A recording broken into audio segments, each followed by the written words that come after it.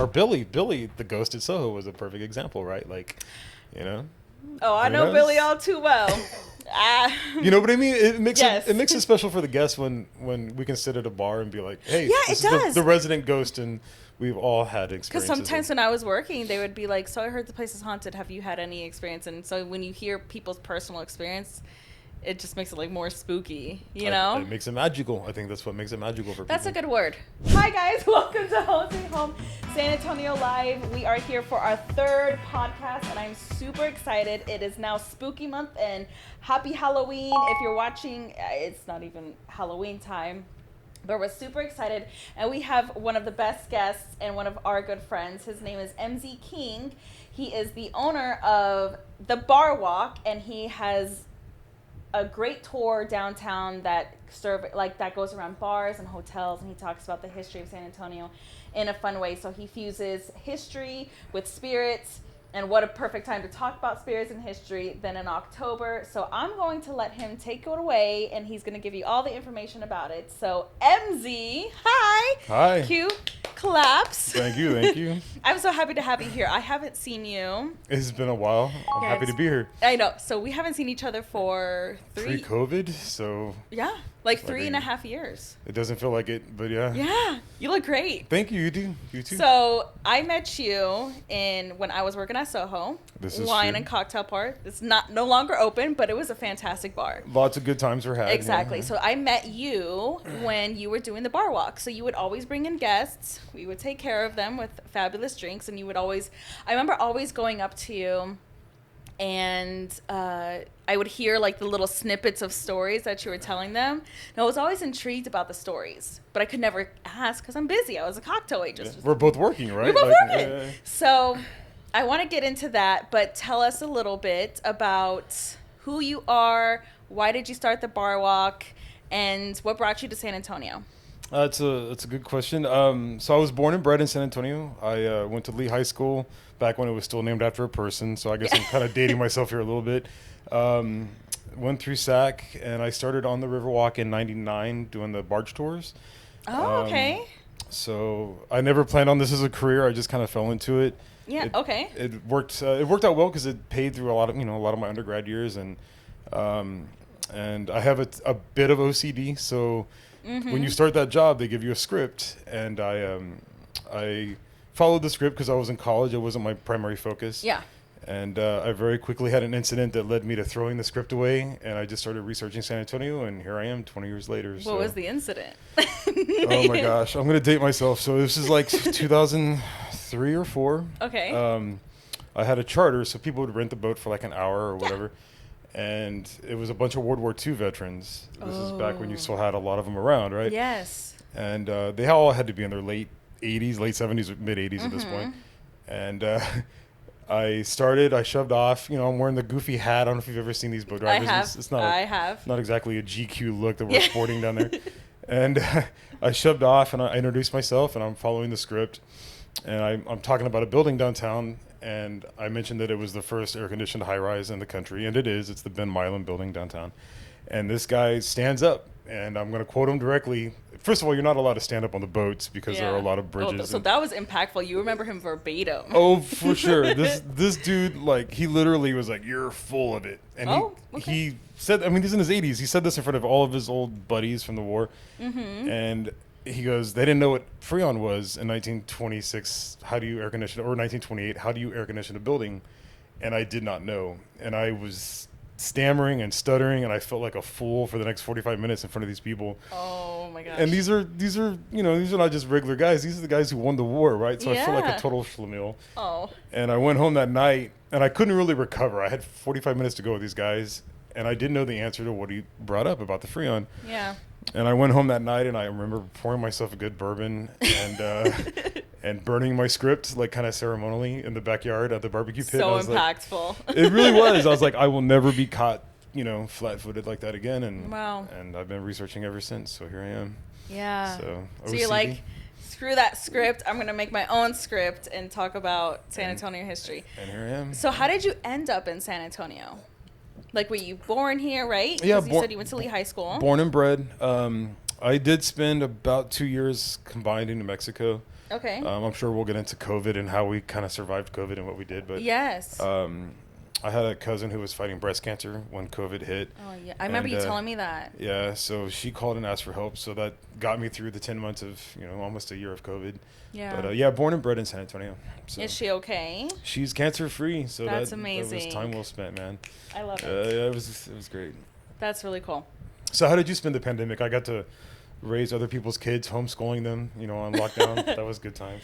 That's when we just kind of took that summer off, and we just had moved in. Like, COVID was shutting everything down. That's when, like, you had to stand in line to do HEB, like to get toilet paper. Oh yeah, scrubbing groceries down and to get like craziness. one piece of chicken. Yeah. Like ration yourself. So we moved in and we were just kind of messing around and slopping around, and we just moved in together. We're like, we've been together for like 9 months at that point, but this is the first time like we're living with somebody and starting our lives over essentially. So we just did that, and then his aunt calls us and she's like, hey, let's go into real estate. Why don't you think about it? And then he could not let it go, and then he's like, babe, I think we should be in business together. Remember our second date? I said we should be in business together, and I'm like, no, because we tried to start a photography business. I remember. In the midst of COVID. Stupidest idea. I don't know. What were you thinking? I remember we talked about photography. Yep. Like, yeah, that was a passion. Well, yeah, that didn't work out. So not a lot. It's hard to shoot social situations when there's no social situations. Exactly. I don't know why we thought this was a genius idea. Let's start a wedding photography business during a pandemic where nobody can be 6 feet. Hang out. Yeah. It's okay. It's cool. Whatever. So timing's everything, Kristina. It really is. I know. Not one of our best moments as a couple, but it is what it is. It leads to greater things. Yeah, for sure. So yeah, we decided, he convinced me, and we decided to start real estate school, and now we're here. The road less traveled. I appreciate that. The road less traveled. We'll get into the Barwalk and all of that really cool stuff that you do, but you are like an entrepreneur as well, and this is your own business. And of course, the Barwalk is you take people, take them to hotels, take them to bars, have drinks, but everything shut down. So how did your business survive during COVID? And maybe you put a pause on it, but what also kept you, what brought you back? Because that could easily be like, you know what? COVID messed it up. It's ruined. I'm not going to do it again. Like, how did you keep it up? That's a great question. I'm not going to lie. My game is kind of a memory game as far as dates and rattling off useless information constantly. And I was out of the game for 10 months, or over that, longer than that. And to complicate things, I closed on my house in March. So right as things closed off, I was closing in the car, like the title agent came out in a gown. I'm not kidding, like full medical gown, and handed off all the closing documents. So I was freaking out to say the least. Okay. But it was really a godsend. I did kind of basically pause everything when I left out of state, and being a one-man show, it was easier to resume operations when I came home. I just had to make sure I remembered all the things I needed to remember and not tell people the Alamo battle happened, in 1911 or something. So it was a matter of remembering things. Yeah. And so now that you've kind of, you survived COVID, I know that your business was booming for you before COVID. COVID hit, and now how is everything going? It's resuming. I'll be honest, it's strange, like first coming out of COVID, because what I do is so intimate and very boutique. Because it is. Unlike a lot of tours downtown, I'm out with 6 people or less generally. So yes, generally when you saw me, I'm with a couple, and it's it's intimate. So we're breathing each other's space. We're drinking cocktails in each other's business for 6 hours or whatever. Yes. So it was a little wary coming back from COVID. People were just a little like standoffish. Yeah. But I think people were yearning for that kind of activity, that intimacy, and that social interaction. So exactly. So tell me a little bit about how the Barwalk works. So let's kind of just play a scenario. So Gabriel and I were a couple, and we're like, man, we really love San Antonio, but we want to learn more. And of course, we love drinking, and good drinks, not some shitty ass drinks. Yeah. Pardon my French, but not some shitty ass drinks. We're not killing Michelob Ultras over here. Exactly. If I want to spend money, I want to feel good about it. For sure. So we go to your website, book it, and where do we meet you? So essentially, I'm a kind of a rent-a-friend. It's kind of a lame joke, but if you book, you can book through my website, or I'm on Airbnb, I'm on Viator and stuff. Okay, cool. People book for starting. I have a lunch tour. Whatever time they book for, I meet them at the Alamo. I give them 10, 15 minutes. So iconic. Such an iconic place to meet. For sure. I mean, we're better to meet. Everybody knows what the Alamo is. I figure it's the one thing downtown everybody could find, too. Yeah, that exactly. helps. So I meet them at the plaza, and I go as in-depth on the Alamo as they'd like to go. Usually 10, 15 minutes as people have had their fill. And from there, we usually head down to our first bar, and the night kind of gets rolling, and we talk history and have cocktails. So how long do you usually, you said 6 to 8 hours? So that's a good question. When I first started this, I'm a little hard-headed. I had one vision, and I couldn't defend this vision now if you asked me to. But I was hell-bent to have 4 bars. And I know how that vision is, and you just can't let it go. You have to live and learn. Like a dog with a bone, right? Yeah. Like, I'm going to start a photography business during the pandemic. You know, it's like it took me a few years to... I'm just kidding. You're good. Cuts deep. No, it was a huge thing for me. I wanted to do 4 bars. So when I started, I envisioned a 4-bar, 5-hour combo, or like a 5-hour route. And I got a lot of advice from a lot of people, like, nobody's going to book a 5-hour long tour. It's intimidating. It's too long. And it took me probably 4 years to realize, like, hey, maybe I should split this in half. So my first route was 5, 6, 7, 8 hours. It kind of devolved. The more cocktails, start pouring. And you would mix food into that, correct? Yeah. Okay, I was like, hold on. I had a few instances where people were like, we are going to eat at some point. We're, sloshing around here. So yeah, a lot of the bars that I feature offer food, so I would stop and I moved That's it. what I figured. Yeah, and I moved at my customers. I move at your pace. So if it takes us, I enjoy what I do. So if I'm having a good time with you, and it took us 3.5 hours to get to 2 bars, where it should have taken me 2 hours, that was, I'm having a good time. Customer service. And I guess the best example of that is my friends Chris and Aaron. I have to give a shout out. I had a couple that asked me to officiate their wedding after drinking with them for 8 hours on tour. So did you have to get your license? I did. Yeah. You can call me minister if you like, father or whatever. I just did the thing online. Yeah, Father King. That's epic. But no, there was something magical about keeping it intimate and keeping it small. For sure. And not knowing where the night's going to end, if he's ever going to shut up or if we're going to be here for 9 hours or whatever. So. Yeah. So you started at the Alamo. Give me the bars that you picked, and why did you pick those bars? That is another great question. So when I started, I had 2 bars that I knew I was going to feature, and one of them is the Menger. Yes. Cornerstone. You cannot miss it. And it's right there. It's just south of the Alamo, but as close as it is, it's amazing to me how many people walk by it and not know what they're walking by. Right. So I certainly knew the Menger was going to be a cornerstone, and then the Buckhorn. The Buckhorn is a unique property to San Antonio, and it's got so much history. So I knew for sure that those were going to be 2 cornerstone beautiful bars too. Both of them in their own right, and they both have their unique history for sure. So Teddy Roosevelt recruited Rough Riders out of both of them. So yes. And I love that. Before you get to the other bars, I love that you pick, because you could pick any bar and just talk about history, but the fact that you pick a bar that has history in it, so it's like you're kind of in the place reliving the history in a sense. So that's such a cool concept. And because it's very different, like you said, like the barge or like the boats on the Riverwalk. Like you're looking around all these buildings, but you're not in. Sometimes it helps when you're in the building, and it really just captures the essence. And you kind of imagine yourself like, oh my God, there's Teddy Roosevelt over there, like, It makes it much more tangible. I mean, you and I could both speak to this. It's how many times was I in the way, trying to get to the vault to show people something they could touch and have some kind of connection to a piece of history. Yeah, for sure. So what other bars did you hit up after the Buckhorn and the Menger? So the Buckhorn and Menger were cornerstones.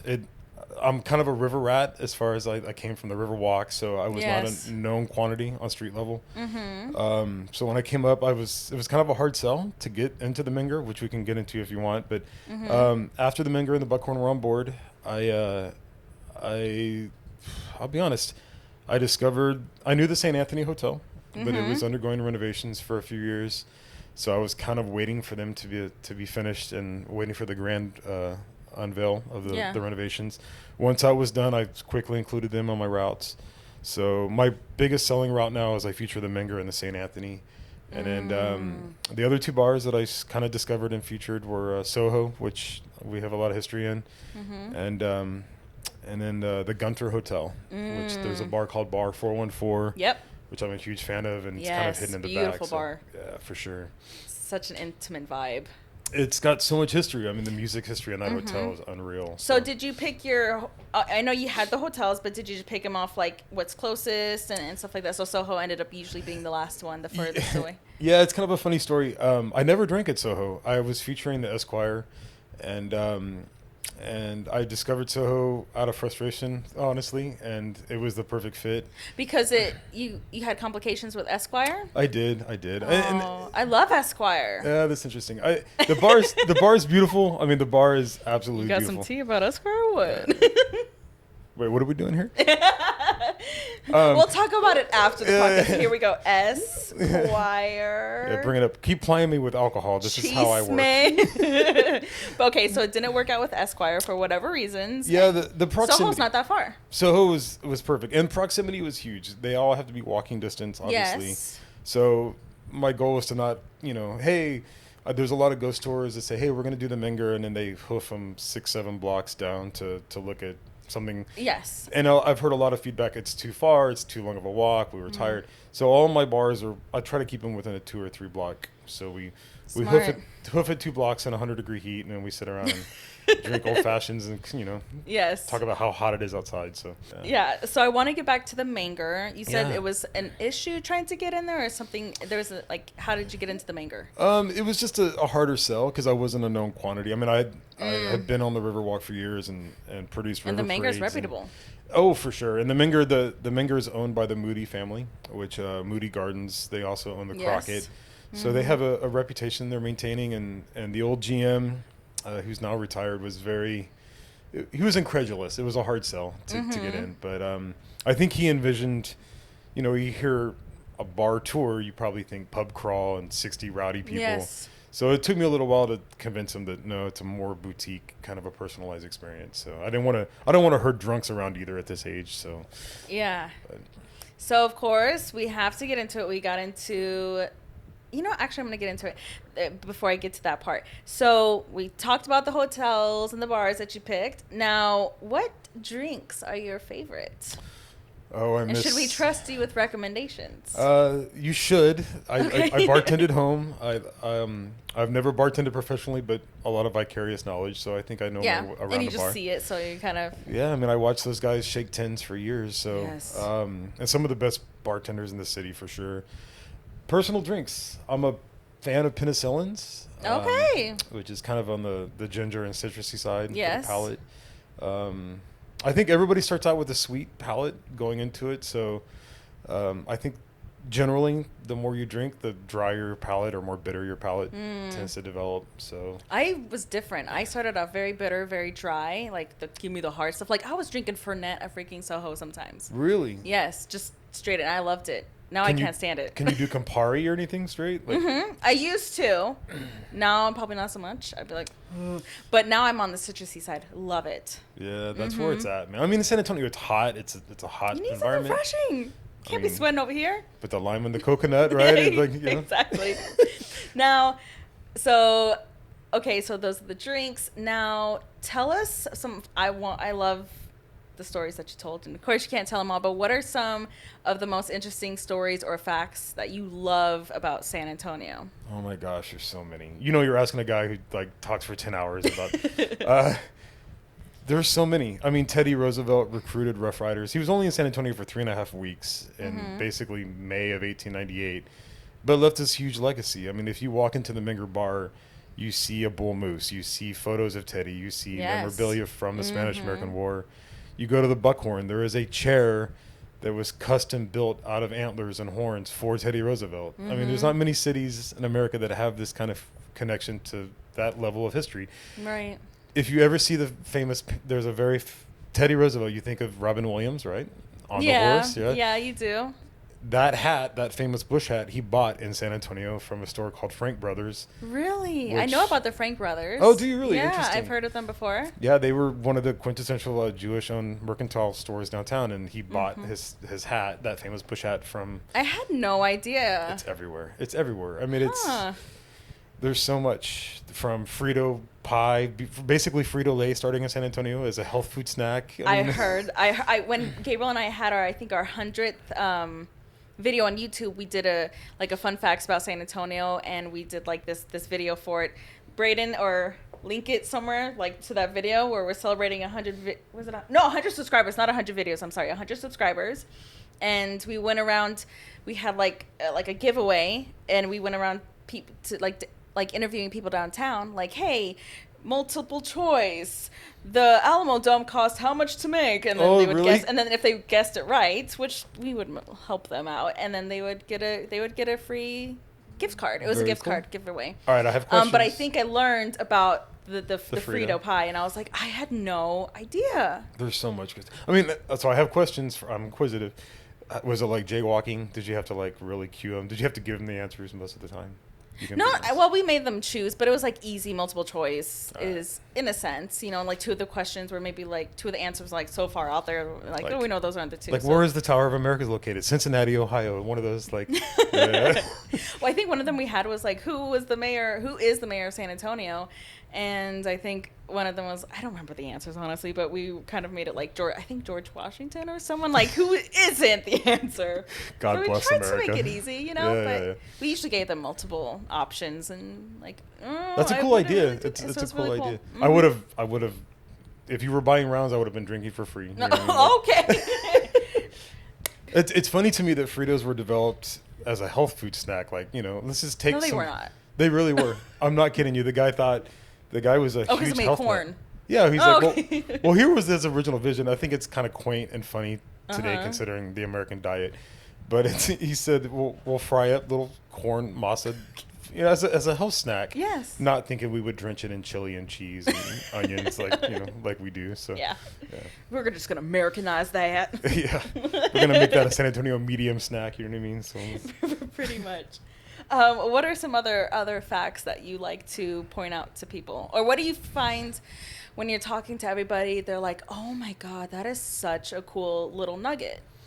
You know, it's one of the things that I love about what I do, and all these years that I have been doing it, people still say, oh, you're so passionate, which I find funny because I don't feel passionate about it.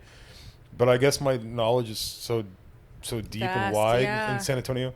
So I have people that trip out on, you know, let's say they come from Corpus or they came from Houston, and we're walking around downtown in August, and I'm like, hey, have you noticed that there are no mosquitoes? And usually they don't notice it until I bring it up. Yeah. And then I can go down the road of the role that Mexican free-tailed bats play in the ecological system of the city, and they're on the Riverwalk. You can hear them in the bridges.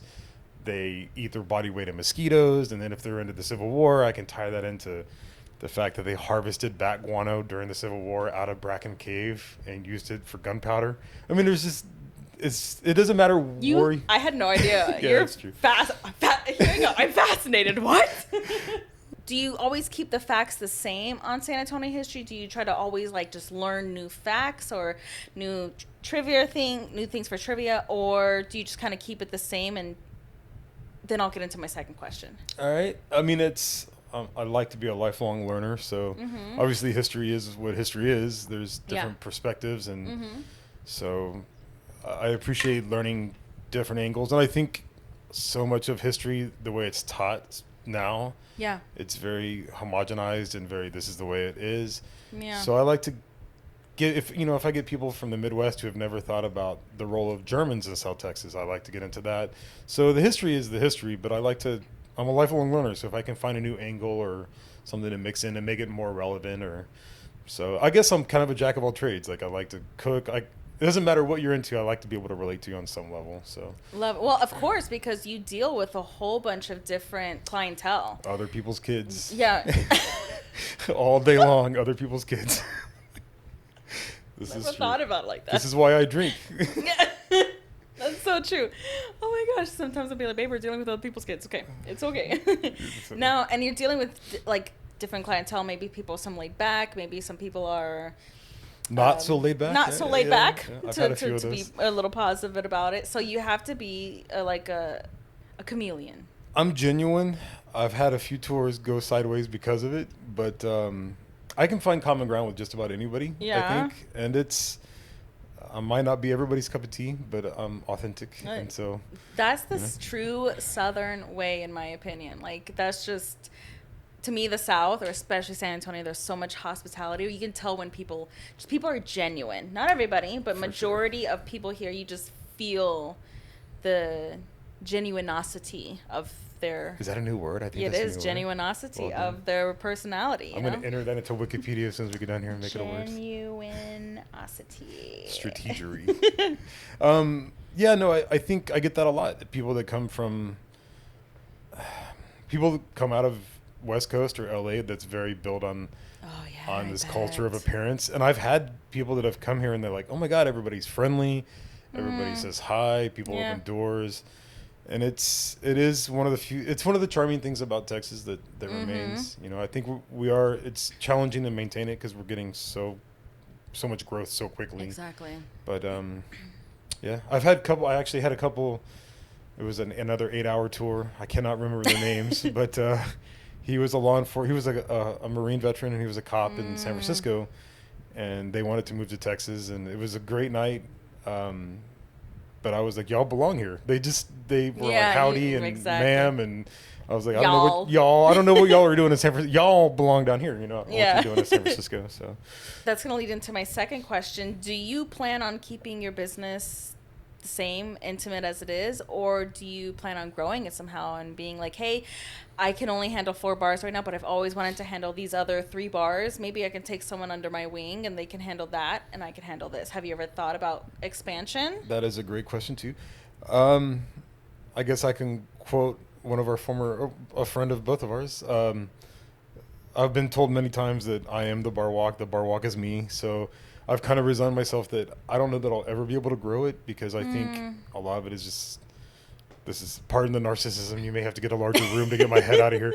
May have to widen the doorway to get my head out of here. But no. I think it's my personality, a lot of it. And it's just my experiences. So when I tell stories, your baby. Yeah, it's my baby. And I really don't want that scripted, canned, I see. memorized tour. Without besmirching anybody else, I just don't want anybody wearing face paint or regurgitating a script. I don't want that feeling. So you want it to stay authentic. Yeah, it's a conversation. And true to your hearts. Got it. So. Okay. No. Hope that answers the question. No, it does. Do you plan on doing this until retirement, until I drop dead at the Alamo? I have a couple other irons in the fire. Other ideas. I tried stand up last night. It's been on the bucket list for a long time. It didn't go well, but I may get back up on the horse, so we'll see. You're gonna keep doing it, right? We'll see. No, you have to. You gotta stick with it. I'm gonna write more is what I'm gonna do, and then when I feel confident, I'll go back up. Because even just now, rewatch this YouTube video when it's up, and you already kind of stated 3 funny stories that I think would kill. If of course you can tell a story, but when it's told right, that's when it really hits. You know. So 2 comedians can tell the same story, but one will be laughing at the other one so hard because it's just more relatable, more relaxed and chilled, and the booze helps. Let's be honest. Oh, that too. I'm much more charming by the 3rd bar than I am at the 1st bar. So, yeah. I want to hear a crazy story. I know you've dealt with numerous types of people, couples, families of all ages and personalities. I want to know a crazy funny story. And you know what? This is also going to give you content for your stand-up. Oh, Lord. You're welcome. I had a tour. I'll tell you my worst tour ever. Go ahead. We all learn from bad experiences, just like you did when you were on the barge tour, and you're like, I can't do the script. I need to be unscripted. So it's just kind of you build upon that. So tell us that. And I've had a couple. So I've been at it for 10 years, essentially. I've had...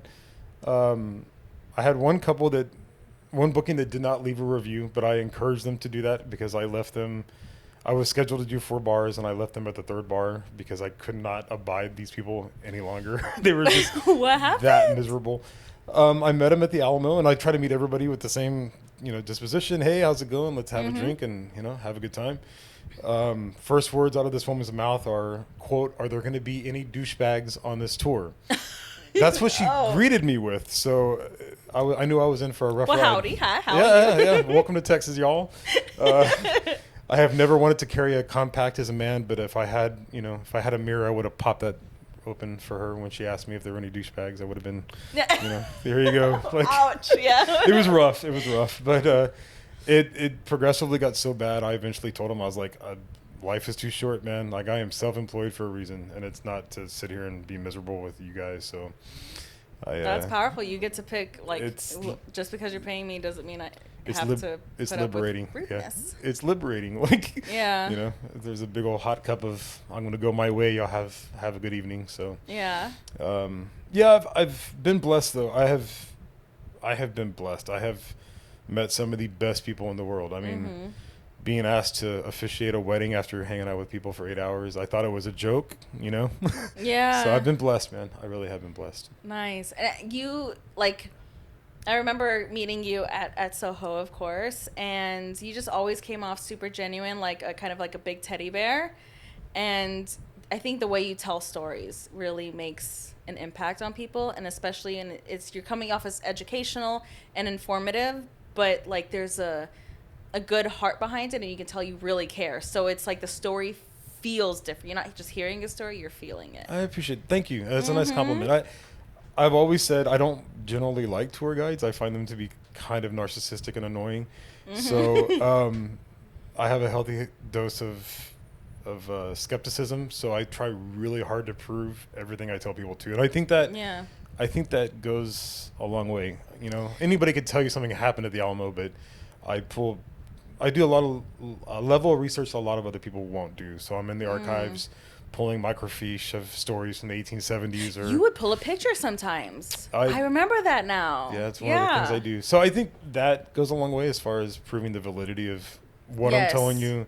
Perfect. That I'm not pulling your leg for profit. You know what I mean? Like, yeah. I'm trying to tell you the truth as much as I understand, or put it in the context of that time. And I really like it too, because Gabriel and I, we love around this time of year to do like haunted tours, and it's so cool learning about haunted history of San Antonio, because I'm all about ghosts and paranormal stuff like that. So, but of course, when you're with a group of people, it's like, hey, we go to a bar, drink, and then they're talking, but they're blah, blah, blah, and you can tell it's scripted, but it's good information and good stories. But I can just imagine being on tour with you. We've yet to do it, but we definitely will, because I'm excited. But I already know that it would just be a different vibe, and we would have an opportunity to ask more questions, because you can ask questions on those, but it's just kind of like, all right, let's go. It's like just you're part of that. Oh my God, not the chicken line, but the production line. Yeah. Production line? There you go. This may be revealing that I have spent far too many hours reading my own reviews, like what a narcissist. But one of the things that's very consistent in my reviews is that it's kind of like hanging out. I'm going to date myself here, but it's kind of like hanging out at Cheers with Norm, because when I take you into the Minger, that's a good. I'm not going to just. I'm going to introduce you to the bartender. Hey, this is my buddy Justin, and this is the bar back Paul, and this is a story that happened. This is a photo that Paul took from this angle. So I'm going to sit you at the table. I'm going to introduce you to the people that had the aberration that they saw. These are the people that took the photograph. Wow. This is their recollection. Half the time I have them tell the story, and I think the fact that I have that personal relationship with the bartenders, it makes it. Yeah, like you said, an intimate experience, but they're not going to forget that. And I think some of the stories that I heard on the haunted tour, I don't really remember, because they're like, okay, everybody stand in a circle. Over there is this, and over there is that. But when you get to be like, oh my gosh, and maybe go more in depth of the story, because sometimes you want to know more. Well, George at Soho. I mean, or Billy, the ghost at Soho was a perfect example, right? Like, Oh, I know Billy all too well. You know what I mean? It makes it special for the guests when we can sit at a bar and be like, hey, this is the resident ghost, and we've all had experiences. Because sometimes when I was working, they would be like, so I heard the place is haunted. Have you had any experience? And so when you hear people's personal experience, it just makes it like more spooky, know? It makes it magical. I think that's what makes it magical for people. That's a good word. Oh, thank you. I offer magical spirit tours. Oh, Lord. Yeah, no, I mean, I guess it's pretentious for me to say that, but I think it's I think it's reflected in my reviews as far as it's memorable. Like absolutely. You know what I mean? People do you know if other people do what you do? Do you have competition out there? I'm sure that I do. I mean, there's a ton of ghost tours. There are wine tours. There are Segway tours. I still operating, I believe. But like what you do, compare like kind of apples to apples. I don't think anybody does anything as boutique as I do. Just kidding. I mean, I will say I meet a lot of people and a common reaction is it's just us, and I'm like, ta-da, like jazz hands, like wait till we start drinking, I get more entertaining, I promise. Yeah. So it's common in a lot of reviews too. People will say, oh, we were expecting 6 or 10 people, but it turns out to be their favorite aspect of the experience is the fact that, hey, what do you do for a living? What are you interested in? You're into architecture. Let's talk about O'Neill Ford, or let's talk whatever it is. And it makes it personalized. Yeah. And I think there's certain parts of history that resonate with others. And sometimes when you get too overloaded and you're like, oh, I was more interested in that part of the history versus that. So they have the opportunity to kind of ask you and dive further into something that they are interested in. For sure. Now, I know we've all gotten around to like Fredericksburg or Bernie or maybe even other cities. Like sometimes we travel travel the states. And what in your experience has made San Antonio different than other cities? Because everywhere has history, but what about San Antonio is so fascinating or so different to you? I think I'll go back to architecture for an example. I think a lot of people that come out of Houston or out of Dallas, they'll come to San Antonio and they go, it feels like you have history here. Whereas downtown Dallas, and I'm not besmirching these cities, but everything's new, glass, modern, tall. Modern. And San Antonio, for example, like we were the largest, fastest growing city in the state of Texas until the Depression. And our architecture's we have a lot of architecture downtown pre-1900s, pre-Depression, so early 1920s, and then everything stopped. And we missed a lot of really, in my mind, hideous architecture. And then we started growing again in the 60s. So, and because we have an active conservation society, unlike a lot of other cities, we have a lot of the buildings remaining. So it gives a sense of history, I think. Then if you go to Austin and I tell the story of we have one of the first serial murders in the country in Austin, Texas, but where all these murders took place, there's now a Starbucks and a nightclub. So it doesn't feel, as opposed to strolling in the Minger where you're walking in the same hallways where Teddy walked, or anybody. Dwight Eisenhower could have been sitting at the same table that you're sitting at in the Minger bar. It's cool. It is cool. Very, very cool. And you just feel, especially in the Minger. I can tell you afterwards, but I have an interesting, really spooky story because I was a model at the time when I met you, and I was also working at Soho. But I did a photo shoot for Halloween at the Manger, and an interesting thing happens there. Let's just say, Any experiences you want to share? Well, very quickly, they were trying to take pictures. It was the second floor, but you could take it from like the opposite side of the room, and you could still see down to the first floor. And they kept telling me to walk by him. I was also doing a photo shoot with a male model. Okay. And so he was going to be standing in the middle, and I was just going to be walking by him, and they were going to try to make me look like a ghostly apparition. And they took like 3-4 pictures, but you could see from this top up, I didn't show up in the pictures at all. It was really eerie. In the mirror as well, you didn't. No, show? It was like they were straight, and you could see like they were taking pictures. So I was on the other side, and you could see him in the shot, but you could see like me like here, down, but you couldn't see this up. It was like either something was blocking this part of me from being. I don't know. It was eerie. It was so weird. So. I hate to give you a teaser, but... And that was also when we were taking the pictures, the doors, right by, there's like 2 doors that lead to like another like dining room or something. They kept opening and closing in that spot. And they just could not get me in the shot at all, so we had to move. That's it. So it's interesting you bring that up because one of the images that I use on tour in the Minger is an apparition in the mirror that... most people believe is a chambermaid that was murdered by her husband, Sally White. So it's interesting.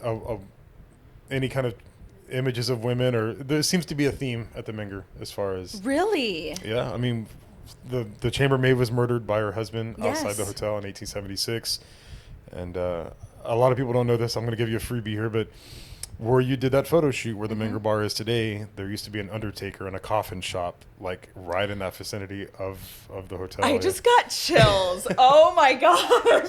So. I love stuff like that.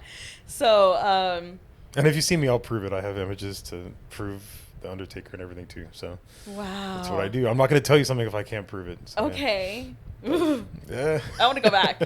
I've actually been wanting to stay there with I've been wanting to go with him to stay the night. You got to do the King Suite if you're going to do anything. Heard. Yep, Yeah. I heard. Yeah. Most people can't last. I've heard. Or Or is that like a myth, or is that just like kind of dramatized a little bit?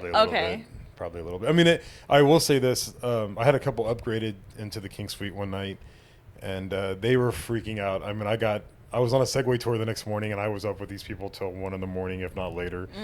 And they upgraded them. I think we left Soho. I think they, stumbled their way into the hotel and upgraded them into the suite for some reason.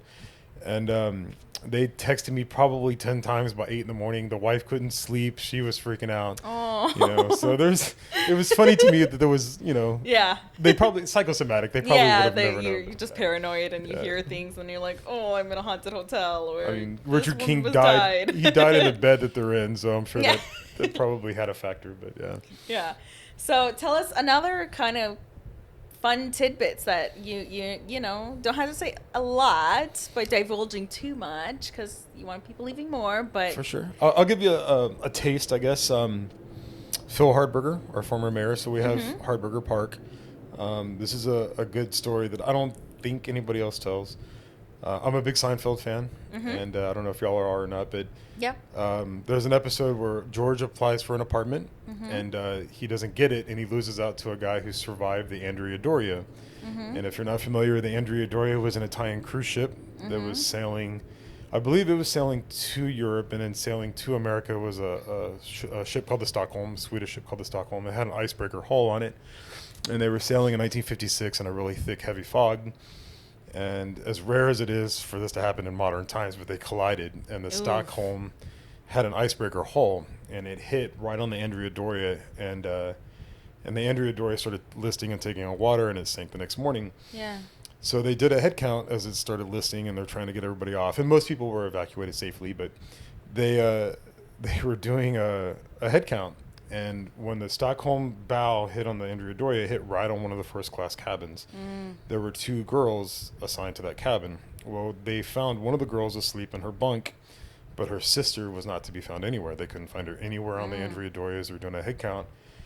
Well, it turns out that little girl, they assumed she was lost at sea. Yeah. She was not. She was tossed by the force of that collision and landed on the deck of the Stockholm and survived. Oh my God. Which is a miracle in itself. Right. But it gets even better because I think she was knocked unconscious. She had broken ribs and bruised and battered and really bad shape.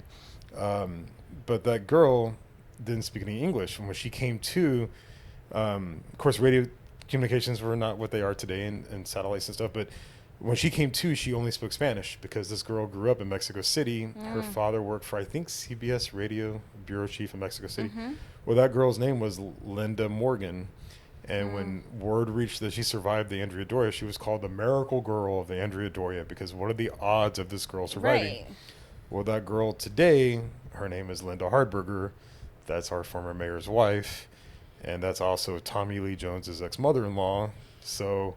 yeah, come see me. There's God. There's a lot of useless information like that. I recently also found out that Tommy Lee Jones has a house in Alamo Heights. Yeah, Terrell Hills. He also Terrell Hills. There you go. Yeah, grew up in San Saba, which is Central Texas, and he's got a big ranch. I think in Marfa, a couple places out west. But wow. One of my favorite movie of all time is a movie he directed, so I'm a big fan. Had no idea. I make a killer trivia partner. I really do. Yeah. If you need a teammate. Be like, we're going to Flying Saucer. I want to be good at trivia. I love trivia, but I'm the kind of person that's like, yeah, I feel so stoked and ready, and I'm like, I know a lot of things, and then when I'm asked, I like it. That's like me on the stand-up stage. The lights hit me and I was like a CIA. I felt like I was under the lights, I just, it was like, terrible. I know a bunch of facts. How am I messing up? Well, what you got to do is the key to a good trivia team is everybody has their strength, right? Like if you got one niche, like, oh, I know, I love. Oh, like pop culture, like come to me with pop culture, or like history or sports and stuff like that. Exactly. Yeah. Like I'm a huge Studio 54 fan, so I know every act who whatever did this at Studio 54. So you got to be niche, you know what I mean? Or Baroque period music or something really esoteric. So So now, of course, you have the Barwalk. We've been talking about it this whole time. As far as being a business owner, is this all you do? Currently, like I said, I have a couple other irons in the fire. I'm actually looking at starting a podcast with myself eventually. Like everybody, I think this is the thing to do now. But I've been told a lot. You should write a book. Well, nobody reads books anymore generally, so I think I wouldn't doubt that. This is the new format to. I would buy it. We would read it. Oh, y'all are the best. Y'all are the best. No, I have other irons, but yeah, being a business owner, COVID obviously it hit our sector particularly hard as far as F&B and hospitality for sure. But so here I am. Okay. I came out standing the other side. So yeah. Well, I'm really happy that you stuck with it. I think COVID kind of maybe broke some people, but I also think it helped make some people. And the fact that it shows, that you love history so much, you love San Antonio, you love what you do, and that's how it, like, again, it comes off as genuine, or like you stuck to it, and that shows like grit and integrity to your business, which is your craft. I appreciate that. So like you're a business owner, but you're like, this is my craft, this is my specialty. And I'm a one-off. Even like I said, I don't see growing it too much beyond me. So yeah, it's a passion. Yeah. So of course you get a lot of tourists, right? You get people from California and other places. So of course they're not just coming here for their bar walk. People come to San Antonio because they want to see San Antonio. So what would you recommend as a local to like do, eat, see? What would you recommend as a local? Oh my God. And I swear to God, if I hear you say oh, this is gonna be interesting. Go ahead. If I go to the Alamo. I was supposed to be like, or the Riverwalk, and be like, hey, you have kids, go to Fiesta, Texas, and see your world. Those are great things. Sorry, not to dog that. I love them so much, but the road less traveled. Yes. There's so much. I mean, if you're into architecture, you cannot beat strolling down King William. There's houses. I mean, the very first residential swimming pool in San Antonio, the very first, which later became the first private natatorium in San Antonio. There's history, the businesses that built San Antonio. You can stroll down King William and see the Steve's family, which is still operating as Steve's Doors. They sell them all over the nation. So it's cool to see the founding families and the homesteads. You can do that. You could go down to Fort Sam Houston and do the Army Medical Museum, the Quadrangle where Geronimo was held. I mean, it really is. It depends on what you're into. I tell my guests all the time, foodies, you can't go wrong at going to the Pearl. Visit the CIA was a huge land for San Antonio. King William, the history of ice houses. My buddy Kent Oliver owns a place on the East Side called the Dakota. It's a quintessentially Texas ice house, and that's a quintessential South Texas experience that a lot of people don't. If you grew up in Minnesota, this is something that is new to you. So it depends on what you're into. And of course, we're in the South, so we're also known for our barbecue. Where would you recommend for barbecue? So my standard answer on the barbecue is you can go to Austin or Lockhart. Obviously, Lockhart's kind of the Mecca or Medina of the Mecca, I suppose, of barbecue in Texas. I smoke at home, so it's hard. Do you really? Yeah, I like to cook. I'm a fat guy, you know what I mean? Like, you never trust a skinny guy who doesn't, So I barbecue at home, and by the time I smoke a brisket for 10 hours, I don't want to eat it or send anybody else to a restaurant. So I like to do my own thing. There's a few smokehouses that are, you can do Dignowity, which is... Dignowity or Dignowity? I say Dignowity. Oh, I've always said Dignowity. No, barbecue is tougher. There's a few places on the east side that I would like to hit that I haven't done yet. But like I said, I barbecue at home, so I tell people if they want to come to my house, I'm happy to cook them a meal. in exchange for Got them. it. We are invited. You know where? A good. Do you like speakeasy? Well, of course we love bars, right? Do you like speakeasy bars? Of course. I'm sure you do because of like 414. Not that 414 is like a speakeasy, but have you been to RD Hidden Door Speakeasy? I have not. You need to go. It's pretty cool. Where is it? I don't even know where it is. Well, have you heard of it? Mm-mm. It's a bar where it's reservation only, and the only way to get in is if you knock on the door and you have the specific password. So you have like a secret knock. That's really cool. Not a secret knock, but they open. Password. You knock and they. What's the password? Oh, that's so cool. It is very cool, and it's super close by the airport. Really? It's exit 24, I think, going like down past the airport, going on 410. That's my back door. I live in that neighborhood, right? That's not a bar. That's just you just knock on my back door and give me the password, and I'll let you in. I'll make you an old fashioned, and then maybe smoke you some ribs or something. No, I'm just kidding, because I live in that area. It's at the backdoor restaurant. Oh, really? It is. We should go to this. I would like to go to this. It's literally like the back door, the restaurant. No, I was just making a joke. No, it is. It's right there. No, the restaurant back door. Yes, yeah. Or barn door. Okay, the barn door. The barn door restaurant. Okay. So off of Nacogdoches, basically, 410 area? Yeah. So the barn door restaurant, Speakeasy, is at that place. So if you go to the barn door and you go to the back of the building, you'll see a green light. And there's a door underneath that green light. So how did y'all discover this? That's the entrance. I don't know how I discovered upon it, but I can send you you should check it out. And they have delicious drinks. I had 4 and I was gone and hungover the next day. Carrying you out of that place. It was nice. That's awesome. And I really liked it because it had I love Edison Experiment, or I love Soho for that reason, because I feel like you're dealing with mixologists, not just bartenders. For sure. So going there, Gabriel and we have a huge palate, and we're not really picky.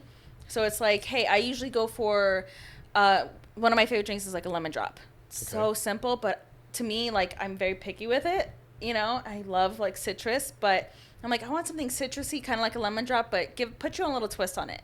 And they come back, and it was just perfect, pretty much every single time. It's amazing how those guys can nail a palate. Not, what I mean, just off of, because so many people are so terrible at describing what their palate is like. So it's amazing how often that how many years have we watched that? They would nail it 90% of the time, if not higher. It's amazing. Exactly. So, I've always, as somebody who knows a lot of useless information, I marvel at the breadth of knowledge of a true craft bartender. You've got to know so much. It's ridiculous. And they make their own drinks sometimes, and they have their own creativity with it. I'm like, that's amazing. Hats off to y'all. It's fun. It's like cooking. It's playing around. And you it's just like you, right, with your business, and they get to know the history, or they get to know the drinks and all that other stuff, and it's just like you feel their soul, in a sense, in the drink, and you're like, this was made with love.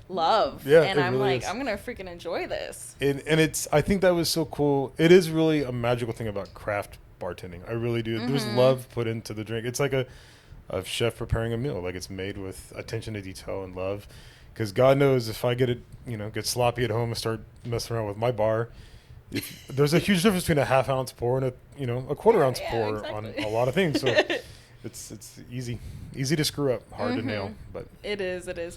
So we're about 2 minutes. Where are we at, darling? This kind of next 3 minutes, talk to the YouTube people of the world, talk about your business and what, give us your website, your phone number, how can they reach you, how can they book it, how much are bookings, what are, just for sure. Go off. All right, so if you'd like to, I guess, have a drink with me, come see me.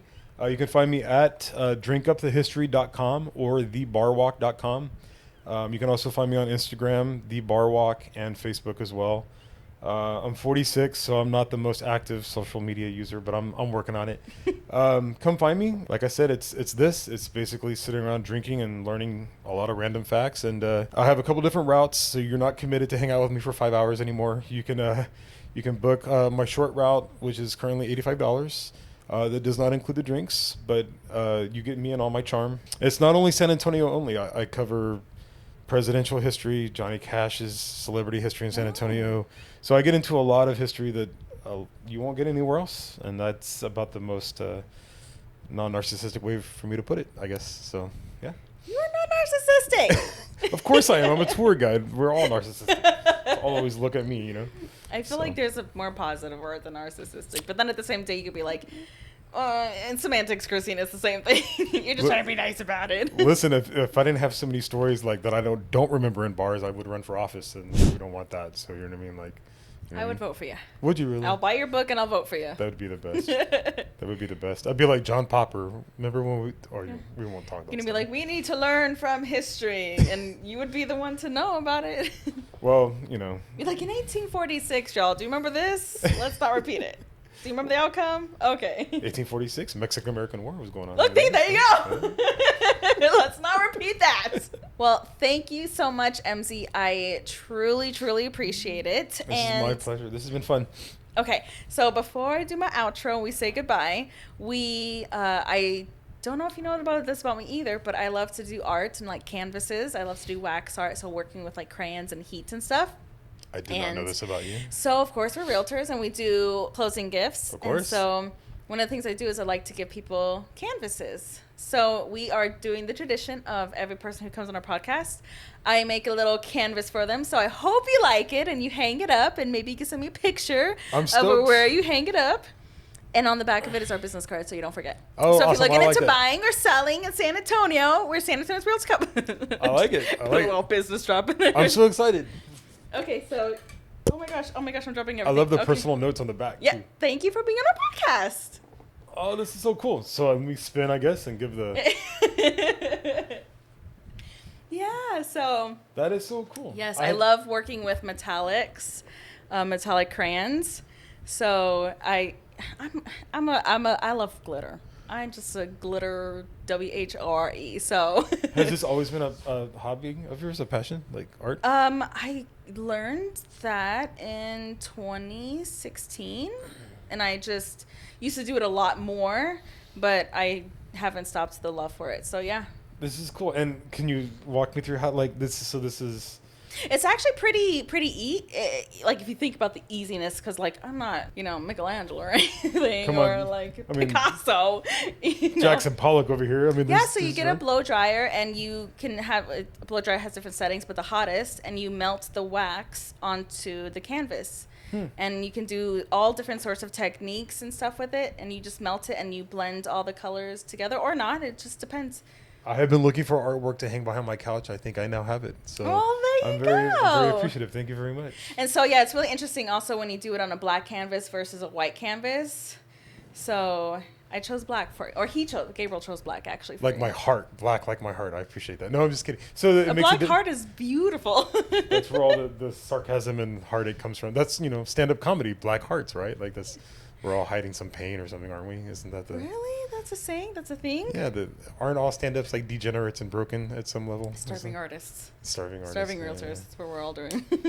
starving comedians or storytellers or no tour guides or other people's kids. We're all starving. Then let's talk about politics. Oh, yeah. Just kidding. Let's do sex and religion too. We got to do all three. It's my standard answer. Well, Gabriel and I appreciate you being here today. Right after this, we're going to get into some Q&A. How do you manage / deal with people who drink one too many? That's a great question too. I've had a few where they pre-gamed really hard before they showed up for like a 5-hour tour. Yeah. That's always a smart call.